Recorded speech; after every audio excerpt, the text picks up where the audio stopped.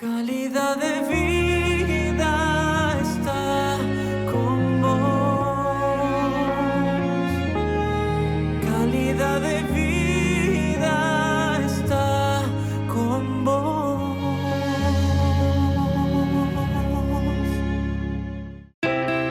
Tiempo en familia. Enseñar principios y valores a nuestras generaciones. Relaciones en armonía y tranquilidad. Fundamentos bíblicos y una total dependencia de Dios. A esto llamamos calidad de vida. Calidad de vida. Porque la vida es muy hermosa y un regalo de Dios. Calidad de vida con Gustavo Casanova.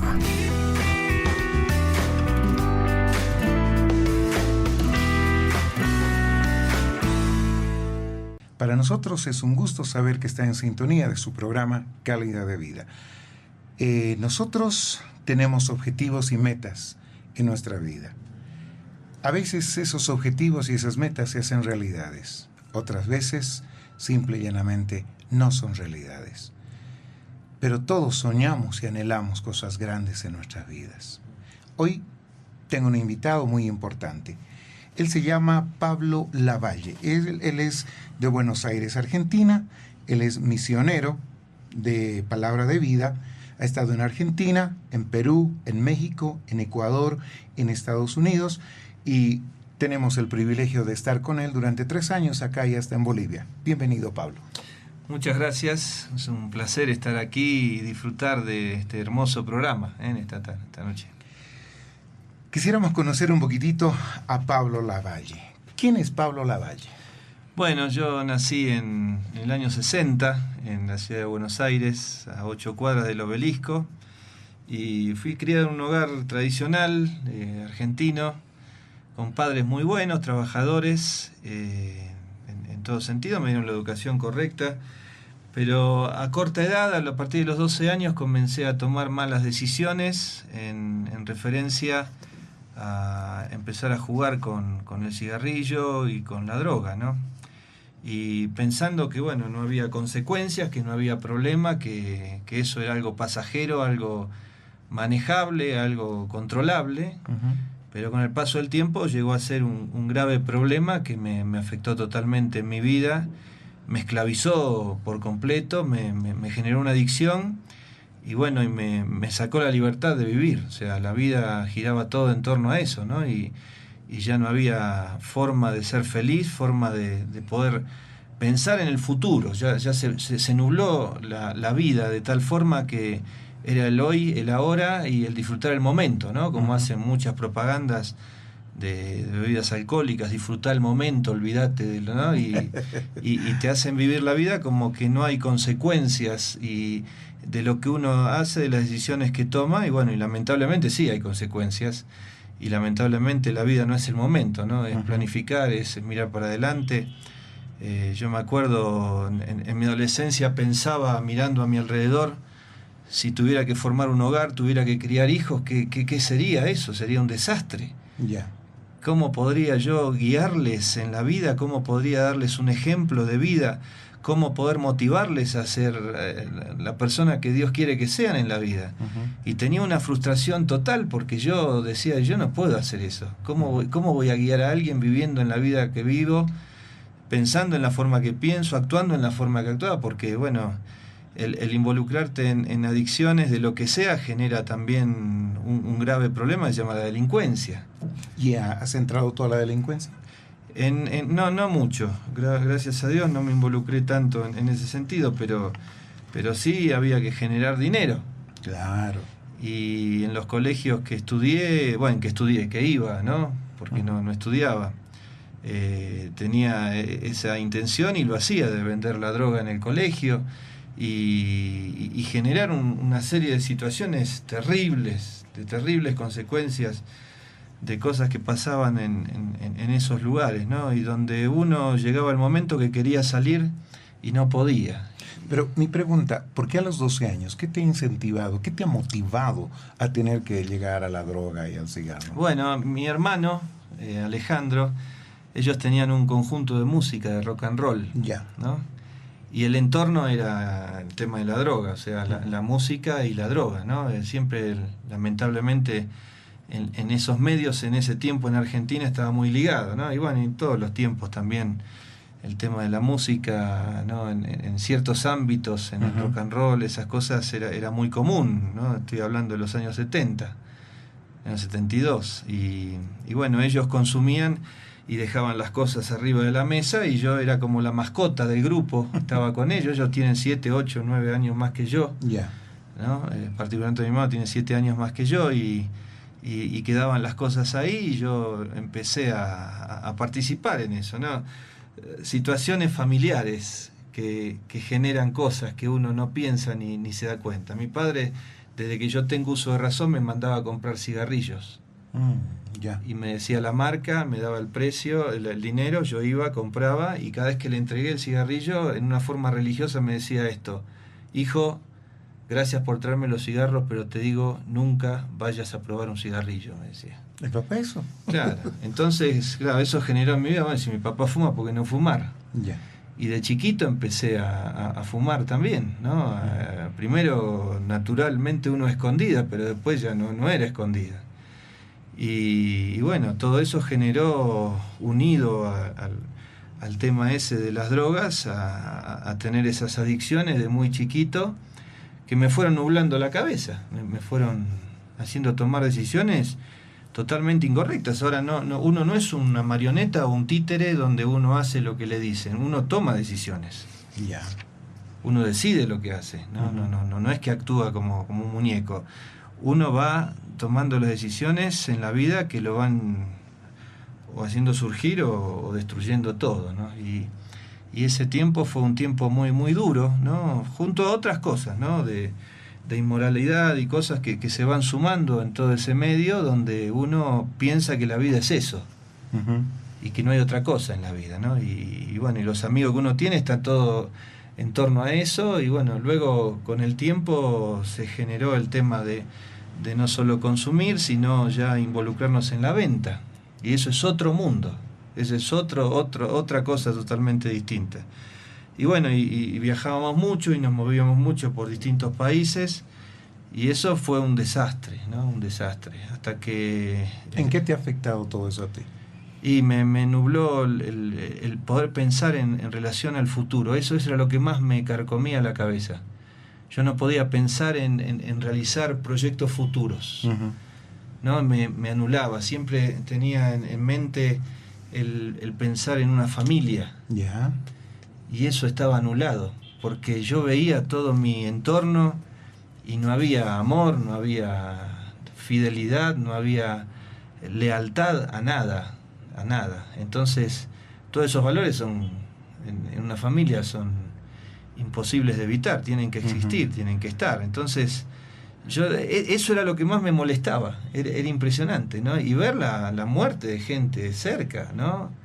Gente que iba muriendo, amigos, ¿no? Que después en los años más siguientes apareció el SIDA, primero unido al homosexualismo, pero luego se identificó el contagio por las jeringas, y en aquel tiempo, cuando todo eso empezó, no había jeringas descartables, entonces el contagio era imposible de evitar, y en medio de la pasión no hay métodos de prevención que funcionen, ¿no? Como dan métodos de prevención de jeringas descartables o preservativos para ciertos tipos de esas cosas, y en medio de la pasión nadie usa preservativo y nadie usa jeringas descartables. O sea, cuando uno está borracho, alcoholizado, o en un estado donde ya no tiene control de sí mismo, no va a usar nada. O sea, eso no quiere decir de que esas cosas tienen que estar y tienen que funcionar, pero no son la solución para un cambio de vida, para un control en ese sentido, ¿no? Eso es lo que uno experimentó y vio en medio de todo el descontrol que se vivió.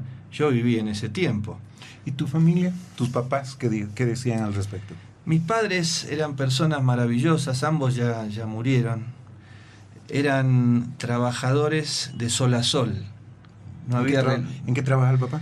Mi papá trabajó en la empresa eléctrica que en aquel tiempo era del Estado, la empresa SECBA se llamaba, Servicios Eléctricos del Gran Buenos Aires, y mi mamá trabajaba en una empresa aérea que se llama, hoy por hoy está todavía, Aerolíneas Argentinas. Y eran encargos de responsabilidades que les implicaba estar todo el tiempo trabajando y yo estaba siempre solo. Yo que me acuerdo, siempre andaba deambulando. Me levantaba a la mañana, ya no estaban. Cuando iba al colegio iba solo. Cuando volvía al colegio todavía no habían llegado, ¿no? A veces me iba a dormir y todavía no los había visto. Wow. Entonces eso generó también cierta independencia en el hecho de qué hacer de mi vida, ¿no? ¿Y eso ha influido a que tengas que tomar decisiones equivocadas? El que no haya papá y mamá en la casa, donde no haya... Muchas veces uno dice no hay respeto en la casa. Uno hace lo que considere. En el caso tuyo.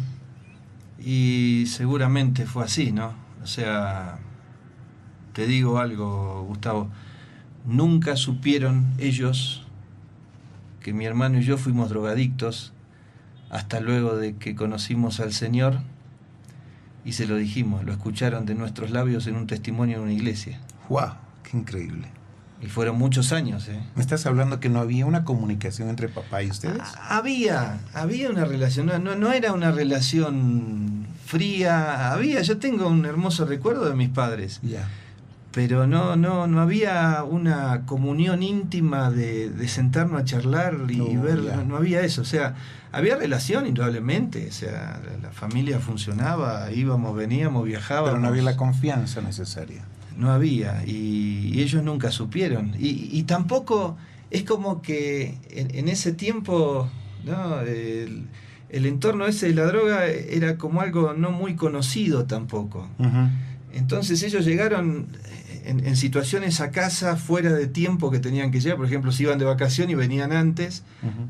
y la casa era un descontrol, estaba lleno de olor a marihuana, todo, y decían, ¿qué pasó? Y nosotros decíamos, no, se quemó tal cosa, qué barbaridad, cuiden las cosas, nosotros trabajamos para que tengan de todo y ustedes no se... O sea, y es como que no percibieron esas cosas, ¿no? Llegaban a casa y veían gente de pelo largo, que daba miedo, ¿no? Y de repente se enojaban y decían, los echaban de casa, se ponían mal y le decían a mi hermano era más grande, era su amigo de mi hermano eso, y decían, pero ¿cómo estos muchachos te van a pervertir? Y realmente el que los traía era mi hermano y el que dirigía todo era mi hermano, ¿no? Los otros eran que venían por él, o sea, y nunca se dieron cuenta, Yeah. o no se quisieron dar cuenta o estaban en otro mundo, Uh-huh.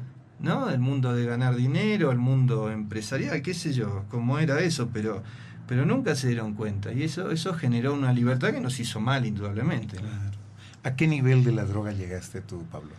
No fue un nivel totalmente destructivo, gracias a Dios. Tengo la posibilidad de haber salido limpio, ¿no? Pero llegaste a la adicción. A la adicción, sí, totalmente. Hubo un tiempo en la vida que estábamos totalmente controlados por eso, ¿no? Uh-huh. Y bueno, con amistades. En una etapa mi hermano se fue a vivir a Brasil y yo me quedé con todos los amigos de mi hermano, que era mucho más grande que yo y que tenían movimientos de la droga en Buenos Aires, todas esas cosas. Y ahí me asusté de cosas que ¿Por veía. Y porque ya había situaciones que implicaba gente que moría. Uh-huh. Y cuando pasan esas cosas uno mucho interés no tiene, ¿no? Cuando está la vida en riesgo. Y bueno, muchas veces estuvimos presos en las cárceles o en las comisarías. Yo era menor a todo esto, o sea, yo no era un muchacho ¿Cuántos grande. años? Yo esto fue de los 12 hasta los 17 años. Uh-huh. Yo era chiquito. Ya.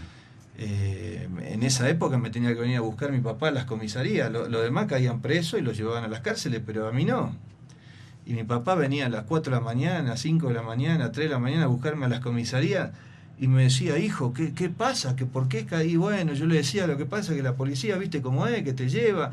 Pero el comisario me dijo que vos estás involucrado, pero papá, ¿cómo yo pensar que tu hijo va a estar involucrado? Y yo soy, esta gente también es terrible, o sea, y nos creía todo. Ya. No, creía todo. En los colegios falsificaba los títulos de estudio para pasar 2 años en uno, falsificaba los documentos, o sea, y mi padre a veces tenía que venir a hablar con los rectores de los colegios y le decía, mire, tengo que hacer una denuncia pública o lo tengo que expulsar a su hijo, y decía, ¿pero qué hizo? ¿No? Y cuando el director le decía, no podía creer que yo había hecho todo el lío que había hecho. Y situaciones así, en las cuales no podían, llegó un punto que ya como que entregaron a los hijos, ¿no? En relación a mí, a que ya no sabían qué hacer.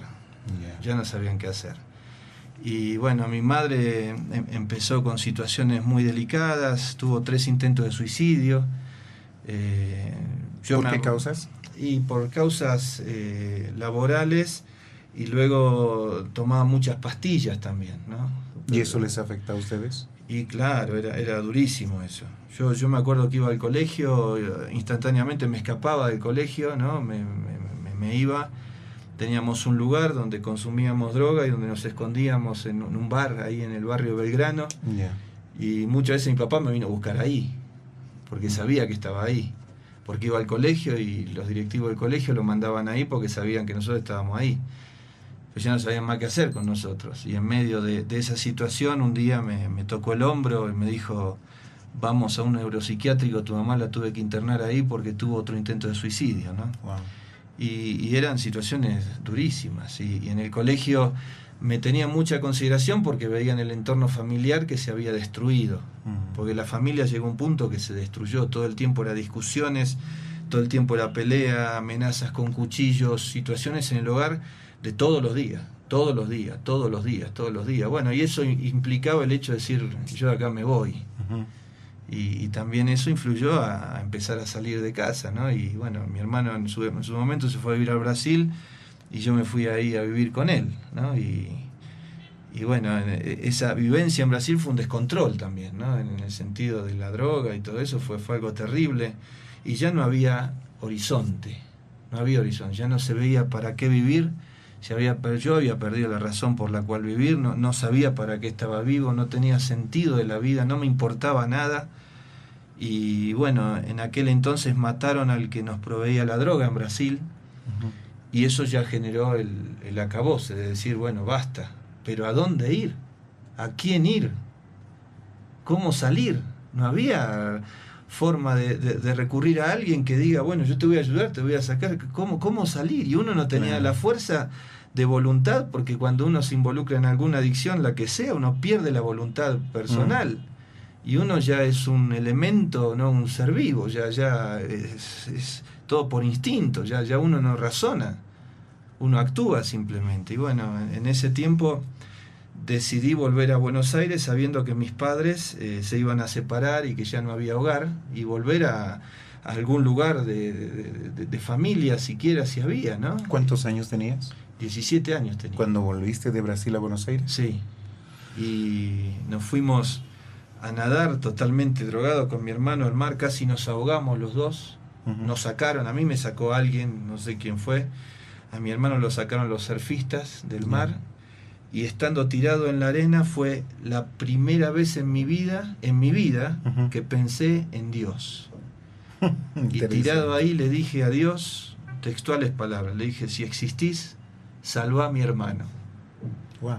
Y cuando lo vi salir a mi hermano del agua, yo estaba tirado en la arena, ahí recuperándome, pensé en un flash ahí: Dios existe.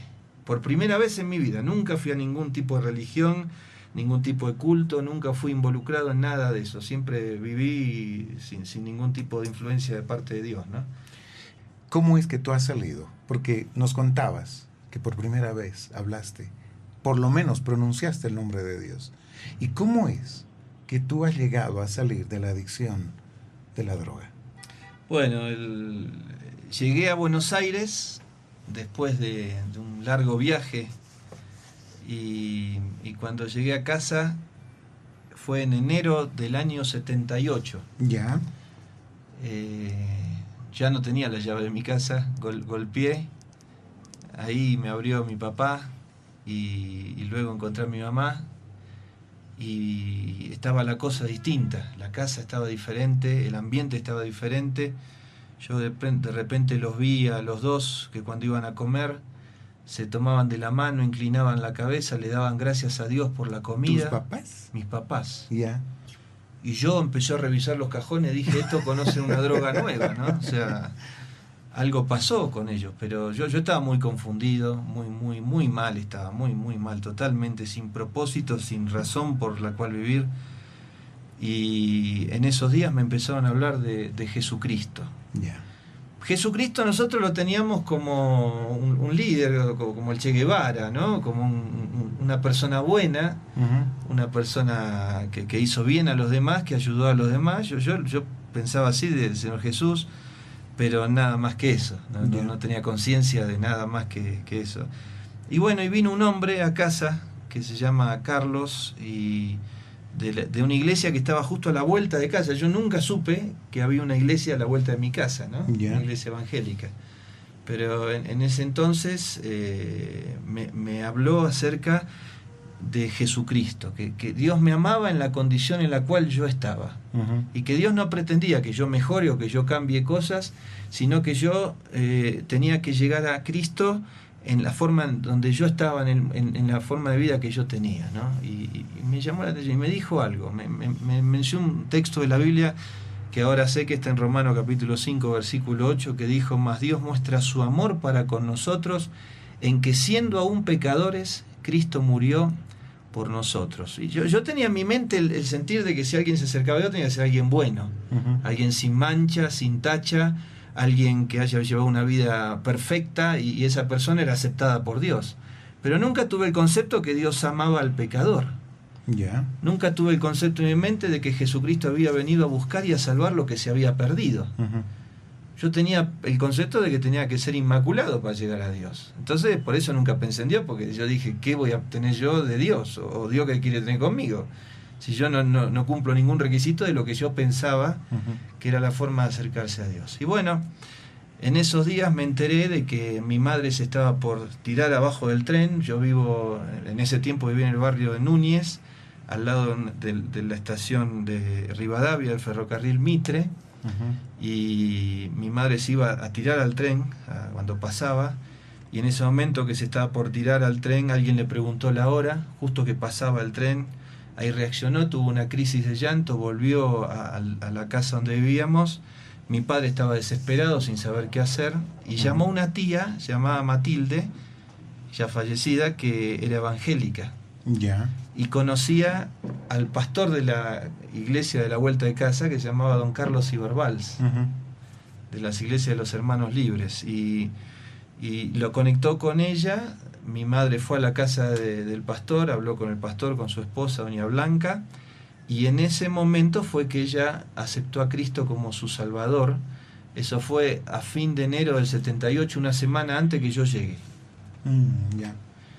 Al martes siguiente, en un culto de oración, lo llevó a mi papá a la iglesia, y mi papá también recibió a Cristo como Salvador. Y en esos 3 días siguientes llegué yo de Brasil, con todo el desastre que tenía en mi mente y en mi corazón. Era una iglesia muy hermosa, que todavía está, que predicaba mucho el Evangelio, que estaba muy interesado en ayudar a las personas. Continuamente vinieron personas a casa, ¿no? Hasta que un día vino un joven, el hijo del pastor Iberbals, Daniel, a casa, y me dijo si el domingo siguiente, es un jueves vino, yo quería ir con él a la iglesia. Pero yo nunca en mi vida había entrado a ninguna iglesia, ¿no? No sabía lo que era eso, era una experiencia nueva para mí. Yo tenía el pelo por la mitad de la espalda, tenía toda la pinta de hippie, los colgantes, todo sucio, todo, ¿no? Así vivía yo. Y fui por primera vez en mi vida, le dije a alguien que iba a hacer algo y lo hice, ¿no? Después entendí que Dios me llevó, pero en ese entonces yo no sabía eso. Y fui. Me senté en una banca de 6 personas, una iglesia de 600 personas grande, en el barrio de Núñez, Avenida Libertador 8650, y cuando me senté se levantaron todos los que estaban en el banco y se fueron. Me quedé más solo que Adán en el Día de la Madre, ¿no? Me quedé. Y ahí yo dije, ¿y qué será esto, no? Que se van, ¿por qué se van? Pero no pensé en nada, la verdad, no pensé. Claro, con el olor que yo tenía y con la pinta que yo tenía y como venía en el aspecto que tenía, se habrán asustado. Y se fueron. Y se me sentó al lado Daniel, que me había invitado.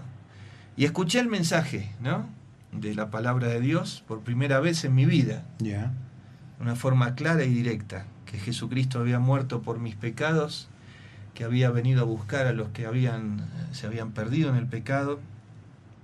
Y yo algo sabía, que era pecador, sabía que era pecador. Y sabía del infierno. sabía del infierno por las letras de las canciones de rock que yo escuchaba. Nada más que el rock predicaba otro infierno. Predicaba el infierno del sexo, droga y rock and roll. Que cuando iba uno al infierno era una fiesta para siempre de locura, de descontrol, de alcohol, de droga, de todo eso. Y yo tenía ese concepto del infierno, ¿no?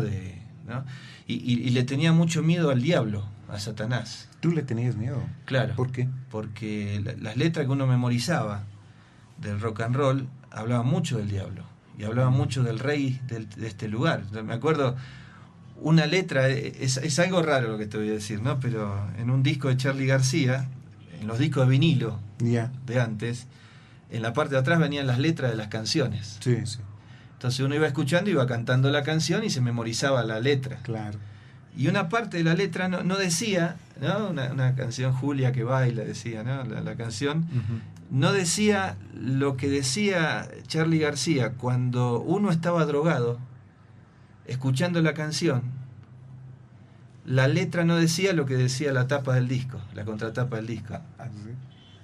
Y lo que decía era: Satanás vendrá a bien castigarnos por dudar del rey de este lugar, una frase, y se me quedó grabada. Y yo tenía mucho miedo de hacer algo en contra del diablo por causa de que se iba a enojar contra mí. Y era poderoso. Y uno, bueno, y como esas muchas otras cosas extrañas, ¿no? que están involucradas en lo que es la música rock que yo escuchaba, ¿no?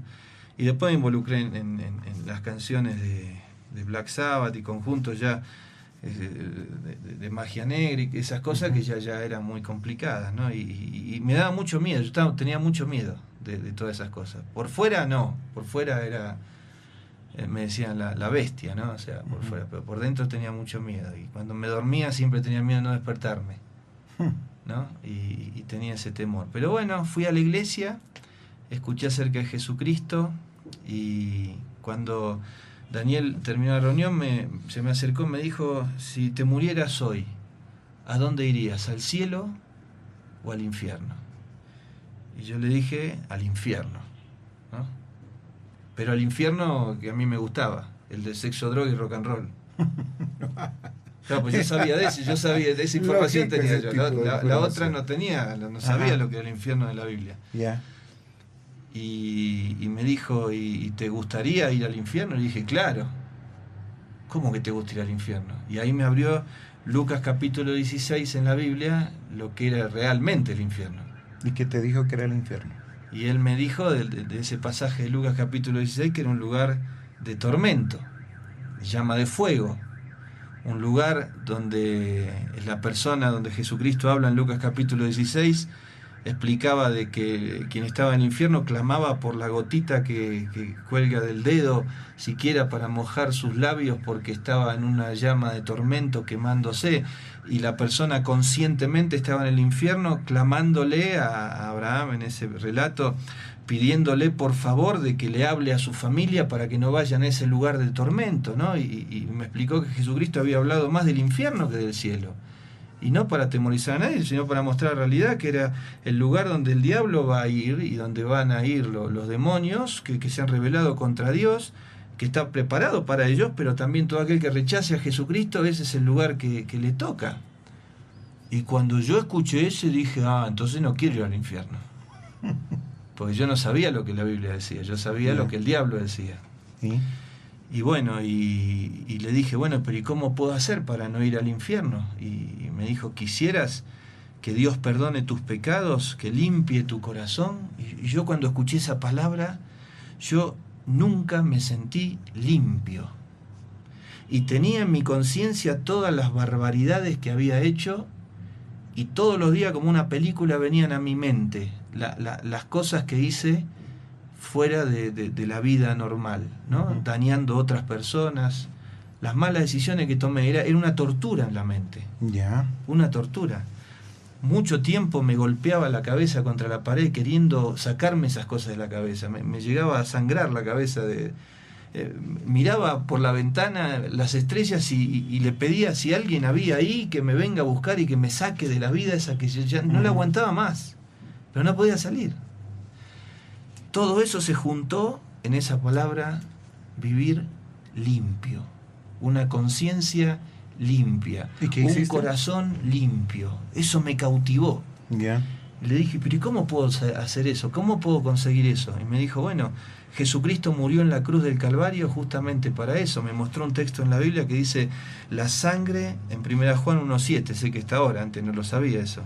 La sangre de Jesucristo nos limpia de todo pecado. Ujú.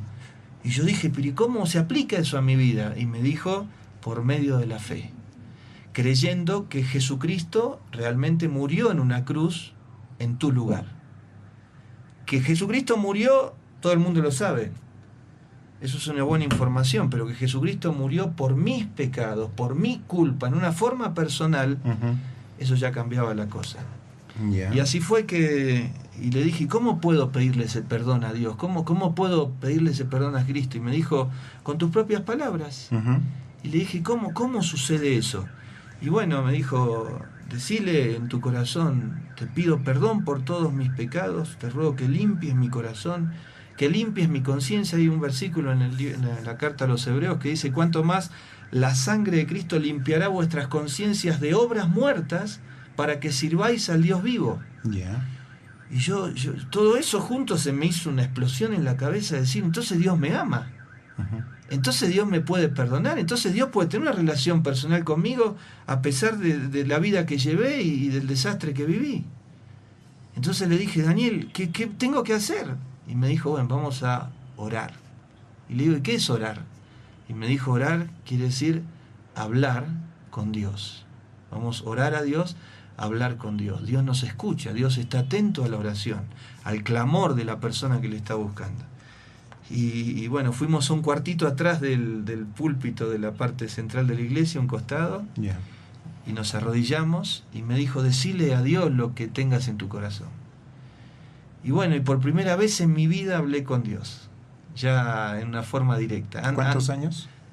Eso fue el 5 de febrero del año 1978 a las 9 menos cuarto de la noche. Todo me acuerdo. Increíble. Todo me Ya. acuerdo. Y Daniel estaba al lado mío y empecé a orar. Habré hablado con Dios 3 minutos y me puse a llorar.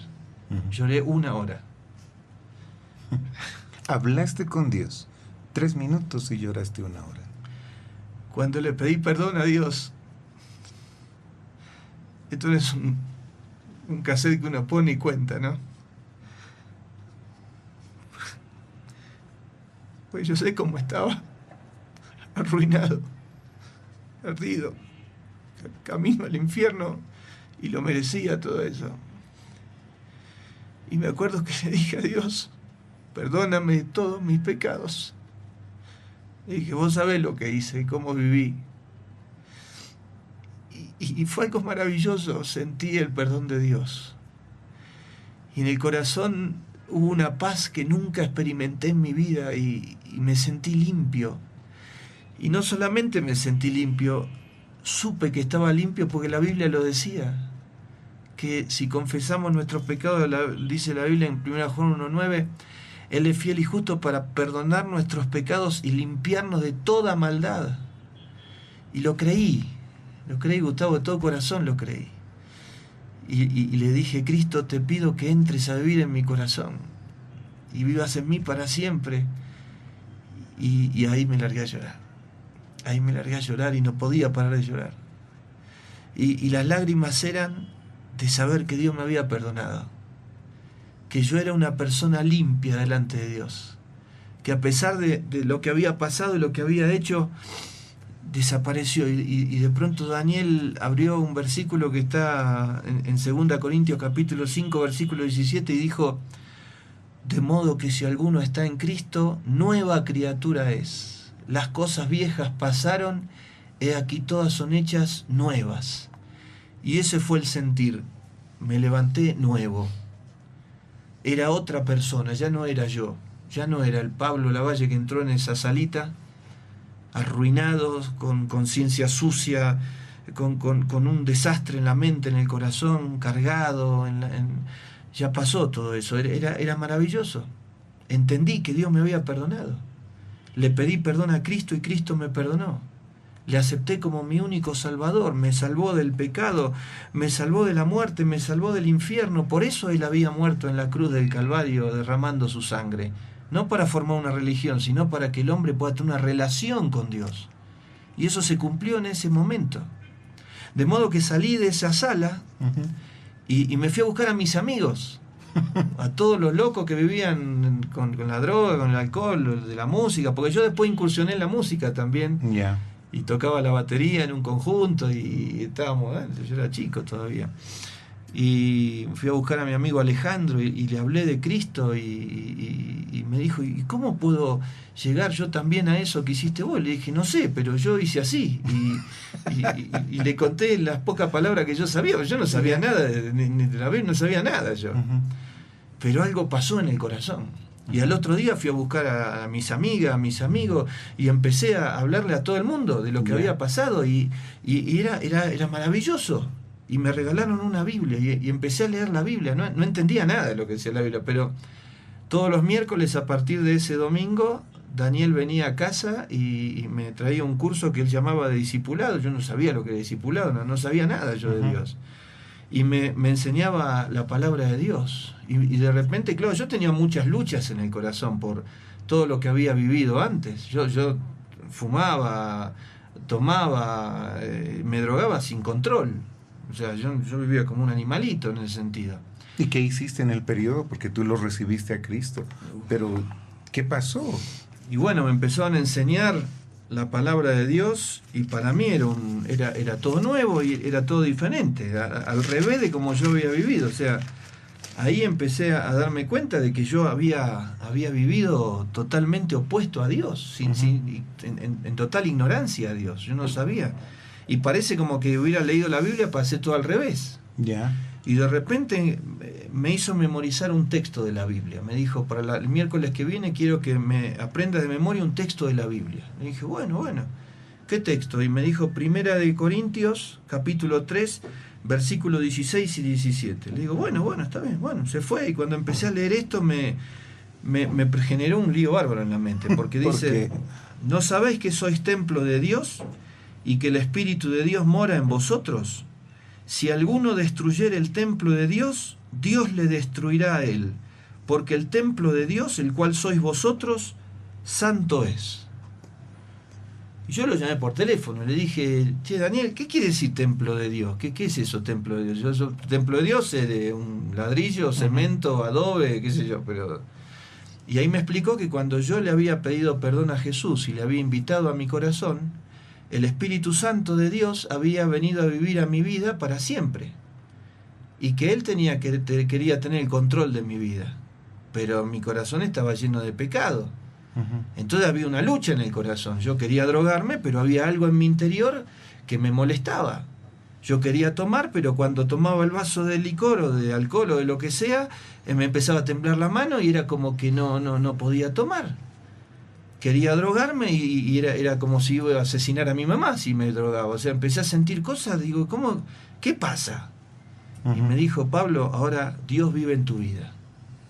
El Espíritu Santo está en tu vida. Tu cuerpo es el templo de Dios ahora, por el hecho de haber recibido a Cristo como Salvador. Ya. Y ahora quiere decir de que ya no hay que meter todas las cosas que le metías, porque ahora es un templo santo y no podés jugar con Dios. ¿Y qué has hecho tú? Fue terrible, porque ahí estaba todo lo que ya mi vida pasada completa, y venía algo nuevo, desconocido para mí, que yo no sabía cómo seguía.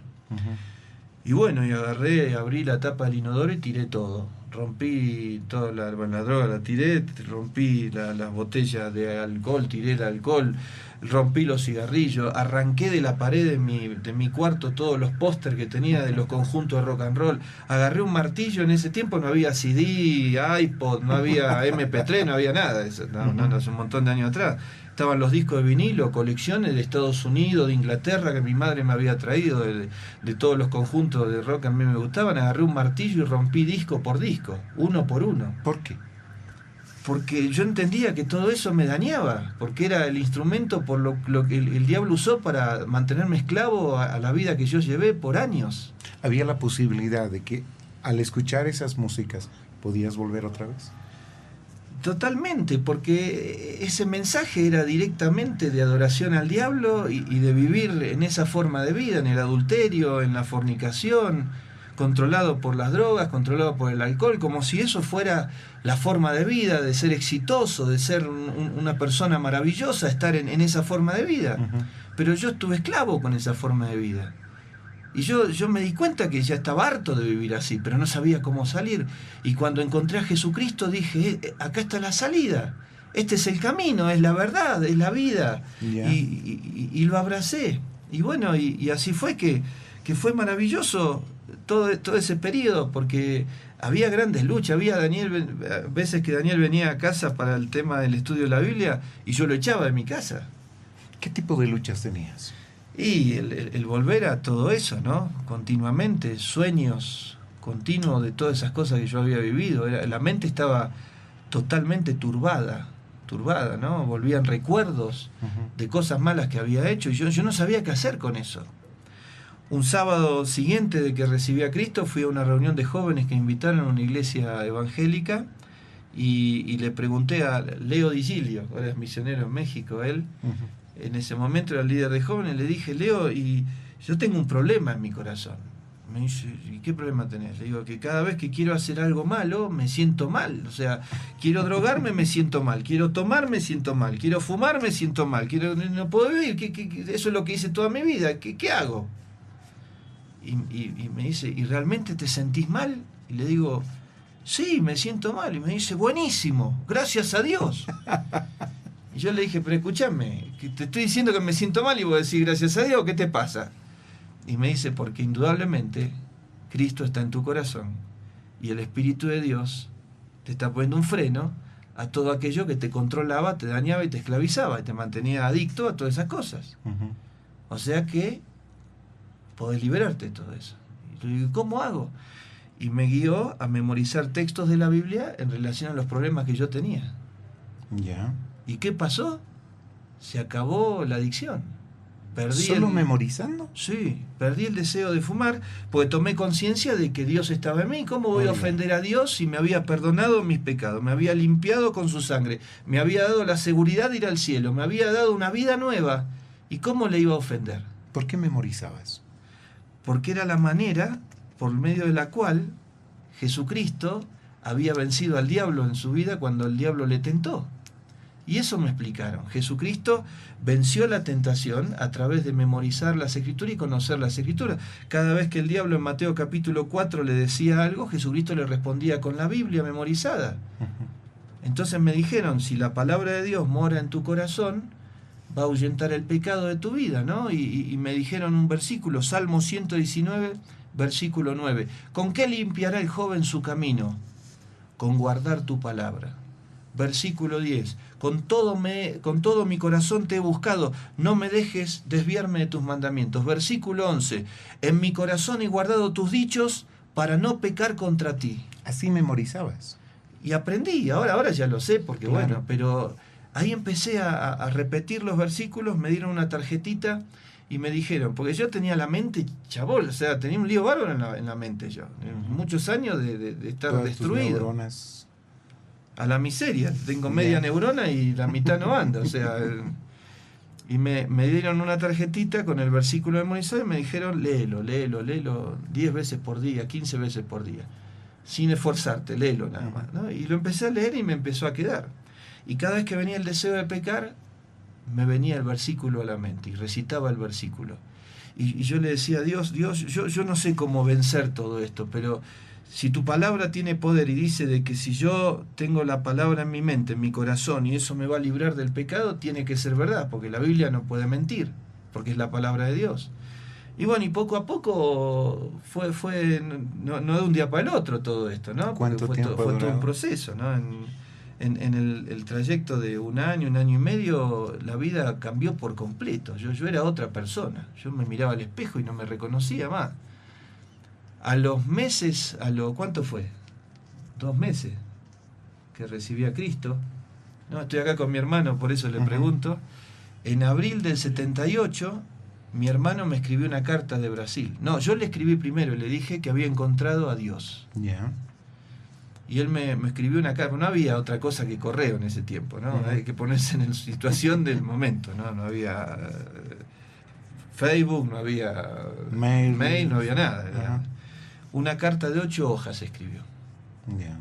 Y me puso ahí: me alegro que hayas encontrado al Altísimo, pero yo he decidido dejarme morir disecado en la arena como una estrella de mar.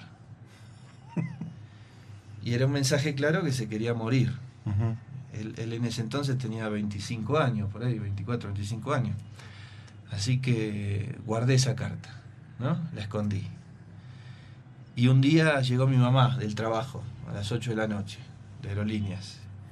Y entró, abrió la puerta y dijo: ah, hijo, tengo una sensación en mi corazón que Pocho está mal y se está por morir, ¿no? Y cuando dijo eso me largué a llorar y no podía parar de llorar. Y me dice: ¿vos sabés algo que yo no sé? Y me revisó todo mi cuarto, mi dormitorio que yo tenía, y encontró la carta. Uh-huh. Y en ese momento encontró la carta, como había pasajes gratis, porque mi mamá era gerente de aerolínea y tenía acceso a pasajes, me armaron un bolso y me mandaron a Brasil.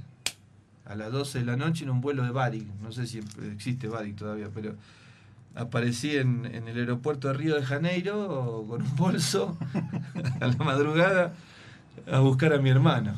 Yo tenía una Biblia, en esos 2 meses había aprendido algo de la Biblia, pero no mucho, pero tenía la pasión en el corazón de que Dios me había cambiado y que Dios me había perdonado y que era una persona nueva. Así que llegué a la madrugada ahí, como era menor, no tenía permiso de mis padres, porque fue todo instantáneo que me mandaron. Y me acuerdo que no me dejaban entrar porque era menor, y me mandaban de vuelta al vuelo siguiente. Entonces me tiré a dormir, como yo estaba acostumbrado a vivir en cualquier lado y dormir en cualquier lado, me tiré el bolso en el piso y lo usé de almohada y me tiré en el piso a dormir, al lado de la oficina de migraciones, ahí en el aeropuerto de Río. Era otro aeropuerto, otro tiempo, era un monstruo el aeropuerto de Río, era distinto. Y me acuerdo que alguien me pateó como a las 4 de la mañana despertándome y me dice: ¿qué hacía ahí tirado? Entonces yo le expliqué, le digo: mire, vengo a buscar a mi hermano, Dios cambió mi vida, me dio la oportunidad de estar vivo y quiero compartirlo eso a mi hermano. Vive en Saquarema, en un pueblito a 77 kilómetros al norte de Río, una isla, un lugar precioso al lado del mar. Y me dice: pero ¿y sus documentos? Le di los documentos. Me dice: ¿usted es menor? Le digo: sí, pero ¿qué quiere que haga? Estoy acá. Y me dice: bueno, pero ¿de qué cuadro es? ¿De Boca o de River? Me dice. Y yo dije: este está loco. Digo, ¿qué me pregunta de Boca o de River a las 4 de la mañana en el aeropuerto de Río? Le digo: de Boca. Qué lástima, me dice, si hubiera sido de River lo hubiera dejado pasar. Le digo: bueno, ¿qué le pasa a usted? Le digo: ¿quién es usted? Me dice: yo soy el jefe de migraciones, me dice. Todo en portugués, ¿no? Y le digo: bueno, mire, realmente, la verdad lo que le digo: bueno, mire, tome, acá tiene. Me dio el papel, me dio mi visa y entré a Brasil. A las 2 horas lo fui a buscar. Mi hermano estaba en una situación deplorable. Deplorable. Estaba en una playa, lo llevé a la casa. 3 días tardó en recuperarse. Yo pensé que estaba en coma y que se iba a morir. Estaba muy mal. Y cuando empezó a reaccionar, le hablé lo que había. El primer versículo de memoria que aprendí en mi vida se llama Juan 3:16. Porque de tal manera amó Dios al mundo que había que ha dado a su Hijo para que todo aquel que en él cree no se pierda, mas tenga vida eterna, ¿no? Y le dije a mi hermano: Dios me perdonó, Dios te ama, Cristo murió por vos, murió por mí. Y me dijo: pero bueno, está todo bien, pero andate, me dice, yo no quiero vivir así, déjame tranquilo. 3 días pasaron de charla hasta que en abril del 78, caminando por la playa, no había nadie. Había 2 perros y nosotros 2 en medio de la arena. Ahí entendió que Dios le amaba, que Cristo había muerto por sus pecados, y ahí nos arrodillamos y le dije: bueno, mira, yo no entiendo mucho de todo esto, pero hacé la oración que hice yo, de pedirle perdón a Dios por mis pecados y recibí a Cristo, o sea, pero hacelo como si fuera tuyo. Yeah. Y bueno, y fue la oración que hizo y aceptó a Cristo. Y mi hermano fue distinto que yo. Mi hermano nunca más tocó la droga. Desde el momento que recibí a Cristo. Fue increíble. Wow. Fue increíble. Pero teníamos droga encima todavía. Se vivía consumiendo y haciendo esas cosas. A esa semana decidimos volver a Buenos Aires, ¿no? Y dejar toda esa vida y volver otra vez. Y bueno, regresamos. fue toda una aventura ese viaje. Fueron en pluma, volvimos en 24 horas de viaje, de Río hasta Iguazú, pasamos la frontera, la época de los militares que desaparecieron a 30.000 personas, y aparecimos nosotros dos con el pelo largo, porque yo todavía tenía el pelo largo, todas esas cosas, y un aspecto que llamaba la atención, al revés de cómo se vivía en ese tiempo. Todo el mundo usaba el pelo cortito, todo bien, y nosotros vivíamos al revés. Ni bien nos vieron, nos metieron en una pieza y nos desarmaron todo, y empezaron a revisar todo, y que nosotros traíamos droga. Y realmente en un paquetito, ¿no? En una cajita había una pipa que se fumaba, había todavía, y había un teniente que nos escuchaba, ¿no? Y que yo le contaba lo que me pasó, se lo contaba a todo el mundo yo. Que Cristo me había perdonado, que yo estaba perdido, que estaba arruinado por la droga, por el alcohol, y que yo le contaba a la gente, y la gente me escuchaba. Y yo le decía la solución, que para mí había sido la solución, recibir a Cristo como Salvador, y mucha gente tomaba esa decisión. Yo no entendía todo lo que entiendo ahora, pero yo lo contaba a todo el mundo, y hasta el día de hoy lo sigo contando, a cada lugar donde voy. Y me acuerdo que había un suboficial que estaba buscando la droga, y agarraba algo y decía, había hecho un curso de toxicomanía, este suboficial, y agarraba algo y decía, positivo, mi teniente, positivo, ¿no? Entonces el teniente agarraba y decía, no, positivo, no es positivo esto, déjame escuchar a estos muchachos. Y yo le hablaba, le contaba la historia de lo que había pasado. Y de repente encontró lo que tenía que encontrar, ¿no? Y dijo, acá está mi teniente positivo. Y el teniente dijo, pero basta de positivo, me tenés harto, andate de acá, va fuera de acá, váyase. Y ustedes armen todo y se van, dice, ¿no? Y nosotros dijimos, bueno, pues sí. En lo que tardamos en una semana de armar, porque trajo toda la casa, los bolsos, tenía un bajo, guitarra, como 9 valijas, de todo. Lo que tardamos una semana lo armamos en 12 minutos, más o menos. Hicimos todo. Y bueno, llegamos a casa en Buenos Aires, nos estaban esperando, nos fueron a buscar al aeropuerto. Mi hermano se reconcilió con su esposa, que en ese momento lo había dejado por la vida que lleva mi hermano también. Y bueno, llegamos a casa, fue toda una fiesta. Ese día era el día de mi bautismo. Yo había tomado un curso de bautismo en relación a la obediencia de la Biblia, que nos enseña de tomar un compromiso real con Dios, y de la forma del bautismo.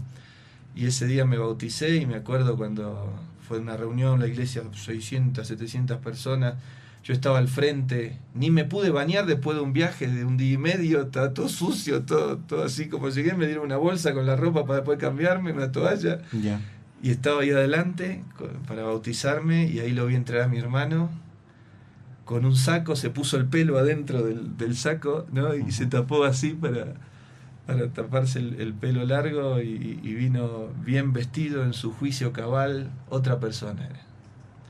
Y me largué a llorar de vuelta, de la emoción de ver a mi hermano con Cristo en el corazón. Y bueno, y ahí comenzó la vida, En esos días me tocó el servicio militar, salí del servicio militar, fui a estudiar, a trabajar a Aerolíneas Argentinas, donde trabajaba mi mamá. Eso ya era el año 79, 80, 81, el año 81. Y en medio de ese tiempo empecé a sentir en mi corazón que Dios quería algo más de mí. Yo siempre concurría a la iglesia, servíamos al Señor, y le pregunté a uno de mis encargados en la iglesia, uno de mis líderes de jóvenes, se llama Osvaldo, le dije, ¿cómo yo sé qué es lo que Dios quiere para mi vida? ¿No? Y me dijo, mira, todo lo que Dios te va a enseñar o dirigir para saber cuál es su voluntad para tu vida, está en la Biblia.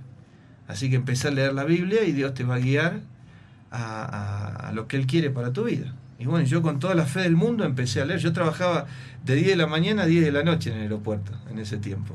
Todos los días. Pues, y teníamos franco de vez en cuando. Bueno, y el 29 de enero del 82 llegué a un texto que está en Deuteronomio capítulo 13, versículo 3 y 4, ¿no?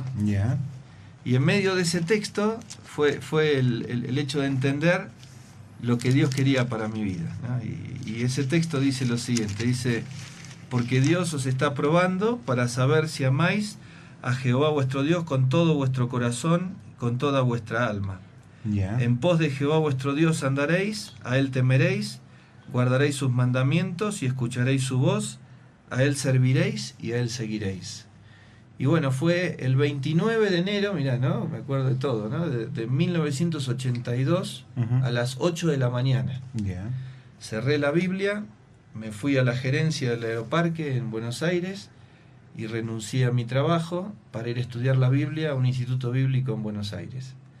Y ahí, bueno, ahí comenzó otra historia de mi vida, ¿no? Ya en una relación más directa con Dios. Interesante. Pues una gran y hermosa experiencia de Pablo Lavalle, cómo Dios ha cambiado, cómo Dios ha transformado la vida, cómo le ha dado esperanzas y una razón de vivir. Desde el momento que tú has conocido, Dios ha cambiado tu vida, Pablo. Te ha hecho una nueva persona. Él ha sacado la adicción que tenías. ¿Cuáles han sido tus proyectos y tus metas a partir de haber recibido a Cristo? Bueno, ahí cuando fui a estudiar la palabra de Dios, se me abrió un mundo nuevo. Ya. La Biblia, ¿no? Y empecé a entender la razón por la cual estaba vivo. Y el propósito por el cual Dios me había salvado, que era ayudar a otros a que encuentren a Dios así como yo lo había encontrado. Y fueron las decisiones que fui tomando. Bueno, y en el lapso de ese tiempo volvió, ¿no?, lo que había empezado hace tiempo, esa preocupación en mi mente y en mi corazón de formar una familia. Ya.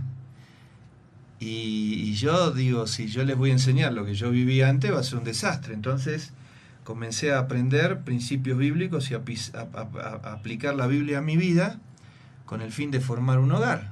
Yeah. Y bueno, estaban esos temores de fracaso, pero por la gracia de Dios pude formar ahí una familia. En septiembre, el 13 de septiembre del 85 me casé. Y a los 15 días ya salí a la obra misionera al Perú para comenzar la... ¿Cuánto tiempo estudiaste? Estudié casi 4 años fueron. 4 años y 1 año de preparación, de trabajos misioneros, de ir conociendo el campo misionero. En el año 86, el 1 de julio del 86, comencé Palabra de Vida en el Perú. La misión no existía, a trabajar con la juventud, ¿no? El lema de la misión es alcanzando a la juventud con el Evangelio de Cristo. Y bueno, a los 17 días que llegué a Perú nació mi primer hija, ¿no? ¿Cómo se llama? Claudia Elizabeth. Ya. Y a los 2 años nació Rebeca, y 2 años después, en el año 90, nació Pablo Gabriel. Mi pregunta, ¿eres feliz? Sí, cambió todo. Pasó todo muy rápido, ¿no? La vida fue maravillosa en el sentido de aprender a depender de Dios, aprender a conocer la Biblia. Me hice un amante de la Biblia, ¿no? Ya la leí 54 veces y la sigo leyendo. Estoy apasionado con la palabra de Dios, apasionado con las personas, apasionado con ayudar a las personas. Y es maravilloso cómo aquí en Bolivia visitamos los colegios, ¿no? Yeah. Y gracias a Dios por el gobierno nos ayuda mucho. Nos envió una carta de felicitación hace poco por la tarea que se realizan en los colegios. La misión aquí en Bolivia está hace 17 años ya, ¿no? No, 27 años. 27 años. Y estamos trabajando ciudad por ciudad, lugar por lugar, localidad por localidad aquí en Bolivia, llevando el Evangelio y llevando una obra de teatro que es de prevención contra las drogas, el alcoholismo, el SIDA. Eso es en Cochabamba. En Cochabamba y en todo el país. En todo el país. Dios nos proveyó una flota y con esa flota estamos formando en la propiedad en Cochabamba, tenemos un instituto bíblico. ¿Cómo la gente puede contactarse? Si quisieran ellos que ustedes puedan ir a esos lugares. No sé si podemos dar el número de teléfono. Número telefónico, claro. Sí. El número telefónico, voy a dar el propio, ¿no? No, es 795576, ¿no? Yeah. Y bueno, ahora estuve hace un mes en la ciudad de Guayaramerín y estuve con las autoridades militares, la naval, el ejército, con 19 instituciones. Nos presentamos en la distrital de Guayaramerín, nos dieron, muy amable la directora Matilde, nos abrió todas las puertas de los colegios para presentar esta obra que está apuntando a prevenir alcoholismo, drogadicción y como consecuencia el SIDA. Qué interesante. En la ciudad de Cochabamba hay más de 3.000 casos de SIDA reconocidos, en la ciudad de Santa Cruz hay más de 6.000 casos de SIDA reconocidos. O sea, no es algo que uno puede dar vuelta a la cara y decir a mí no me va a pasar, a mí no me toca, ¿no? Y bueno, por la gracia de Dios estamos advirtiendo a la juventud y sobre todo llevándoles este mensaje, que Jesucristo les ama, que les perdona los pecados y que les da la opción de comenzar una vida nueva, ¿no? Hay muchos de los oyentes que están preguntando y dicen, mira, Dios ha cambiado la vida de Pablo, Dios le ha sacado las adicciones, pero yo tengo adicciones ocultas, yo tengo pecados que quizá a nadie se lo he contado, yo tengo otros pecados que son sumamente fuertes y que está a la vista de toda mi familia. Muchos jóvenes y señoritas preguntan, ¿será que Dios me perdone? Claro que sí, claro que sí. El rey David un día llegó a cometer en su vida, siendo un hombre que amaba a Dios, pecados terribles, ¿no? Como homicidios y situaciones muy duras. Y en el Salmo 51, si tienen acceso a una Biblia, abran ese salmo. El Salmo 51 es el tiempo que David confesó sus pecados y el tiempo que David encontró el perdón de Dios y tuvo la libertad y la limpieza. Claro, Dios tiene acceso a limpiar todo tipo de pecado, sea lo que sea. Hay situaciones en las cuales uno se involucra que queda totalmente enlazado, ¿no? Por el diablo, por situaciones en donde uno toma malas decisiones, ¿no? Y como hablábamos hace un rato acerca de abortos, cosas que aparentemente en algunos países de forma legal se puede hacer, pero eso genera una culpabilidad, una angustia, un desastre en el corazón total. Y bueno, tenemos cantidad de jóvenes, señoritas, que han encontrado el perdón de Dios, la libertad en sus corazones, que han formado hogares maravillosos y que están viviendo una vida correcta luego de haber encontrado en Cristo el perdón de sus pecados y la liberación de todas aquellas cosas que les tenían cautivos, ¿no? Enlazados, esclavizados. Claro que Dios perdona, claro que Dios olvida el pecado, ¿no? Y la forma que lo puedes hacer ahora mismo, en este mismo momento. Sería muy bueno para terminar el programa, puedes dirigirles en una palabra de oración para aquellos jóvenes que quisieran recibir a Cristo en su corazón, aquellas señoritas, aquellos papás que de pronto no han encontrado esperanzas para su vida, esperanzas para su hogar, o jóvenes que todo el mundo se les ha venido encima y ya no tienen esperanzas. Y quizás ahí al final del túnel están viendo una luz. Y muchos de los jóvenes y chicas dicen, puede ser esta quizás mi última esperanza, porque si no hay esta, puedo morir, puedo quitarme mi vida, porque ya no le hallo sentido. Entonces, si tú le has hallado sentido a través de Cristo Jesús, ellos también pueden encontrarle a través de Cristo Jesús un sentido a su vida, como todos nosotros lo hemos hecho. Correcto. Entonces es importante que les puedes dirigir en una palabra de oración. Este es el momento. Si entendés que has pecado contra Dios y te das cuenta que tu vida está camino al infierno y que quizás no ves ninguna esperanza, Cristo es la esperanza. Y te invito a que en este momento le digas así. ¿Estás listo? ¿Estás lista? Decile así con todo el corazón. Decile, amado Dios. Decile, no tengas miedo. Amado Dios, yo entiendo que soy pecador o pecadora. Y entiendo que si me tocara morir, merezco realmente ir al infierno. Pero hoy me doy cuenta que Jesucristo me ama, que Él murió en la cruz por todos mis pecados y que Él derramó su sangre para ofrecerme el perdón completo de todos mis pecados. Y en este momento te invito a decirle con el corazón, Dios, te pido perdón por todos mis pecados. Y amado Jesús, te invito a entrar a mi corazón. Lávame con tu sangre preciosa. Creo que ahora, Cristo, estás en mi vida. Creo que me has perdonado mis pecados. Y si me tocara morir ahora, ya no iría al infierno, sino que iría al cielo, porque tú, Cristo, vives para siempre en mi corazón. En el nombre de Cristo Jesús. Amén. Amén. ¿Qué significa eso que han hecho? Lo que significa es que lo que la Biblia dice, ¿no? El apóstol Pedro en Hechos capítulo 10, versículo 43 dijo, todos los que en él creyeren recibirán perdón de pecados por su nombre. Juan capítulo 5, versículo 24, Jesucristo dijo, de cierto os digo, el que oye mi palabra y cree al que me envió, tiene vida eterna, y no vendrá a condenación, mas ha pasado de muerte a vida.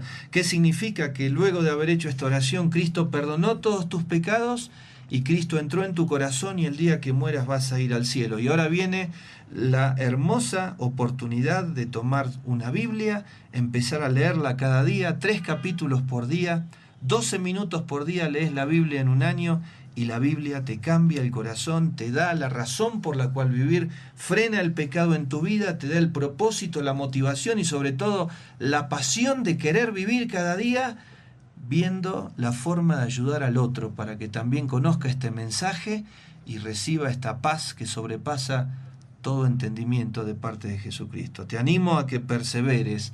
Si conoces algún lugar, una iglesia cristiana evangélica, alguien que pueda enseñarte la Biblia, acércate, búscalo, no te quedes quieto, movete. Y bueno, indudablemente no hay nada más maravilloso que conocer a Cristo y no hay nada más digno y honroso que entregarle la vida a Dios y servir a Dios.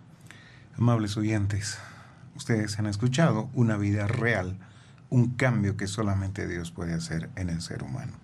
Tú has tomado esa decisión. El Señor ahora está morando en tu vida, el Señor está morando en tu corazón, empiezas de nuevo, empieza a vivir de nuevo, un nuevo cuaderno, todo blanquito, porque fuiste perdonado por la sangre de Cristo. No te olvides, necesitas cada día buscarlo a Dios. Pablo, muchas gracias por haber accedido a esta invitación, gracias por haber compartido ese testimonio tan real y tan vivido en tu vida. Bueno, muchas gracias, Gustavo, es un privilegio estar aquí y bueno, Dios quiera que todo este tiempito haya servido para que muchos sean cambiados, transformados por el poder de Jesucristo, ¿no? Muchas gracias. En nuestra próxima audición seguiremos explorando nuevas estrategias y consejos guiándonos en la palabra de Dios para llegar a tener calidad de vida.